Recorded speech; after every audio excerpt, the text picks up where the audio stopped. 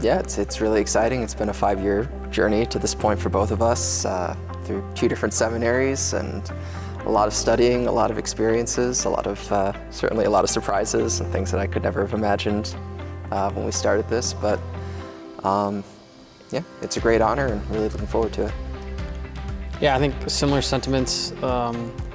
For 5 years we've been on the same journey together, and I think it's come faster than I thought. The years have gone really fast, and I think in many ways right now, kind of numb almost, not in a bad way, but just it's almost surreal at the moments are coming up very soon, and it's almost here. So very excited, but also I don't think the moment's quite hit me yet, and I'm sure it will soon. I mean, it's probably going to hit more the first time that we're out actually doing something, acting as deacons, doing baptisms and weddings and blessing houses. It's probably in the work itself that the reality sinks in. I think for me, just for a while, I've been preparing, praying for my future parishioners, praying that I can bring them whatever sacraments and whatever ministry I can as a deacon to them, bring it to them faithfully and joyfully as the church envisions it. I think that's what I'm excited to do most. I'm excited to evangelize and to try to bring Jesus to people. I think that's what we're here for.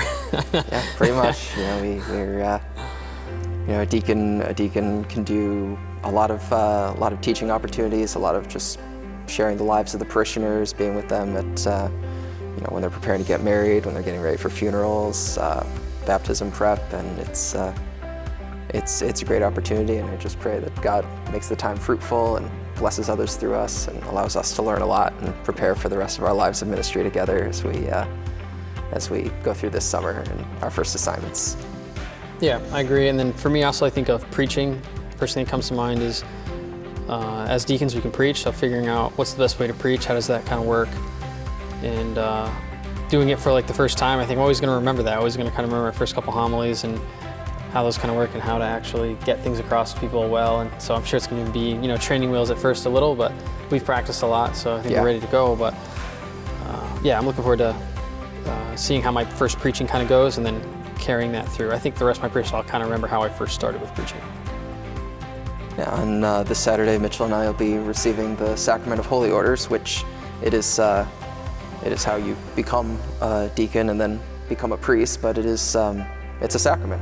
It's instituted by Christ. It's something that He intended from the very beginning of the church for the last 2,000 years, so that the church would have priests that could hear confessions, that could offer the sacrifice of the Mass, and it's Christ Himself active and working in it. So when we go to an ordination, when we're ordained, when we're there as an archdiocese watching our bishop ordain men, we're seeing Christ at work in a real way in the lives of the local community and the lives of our church.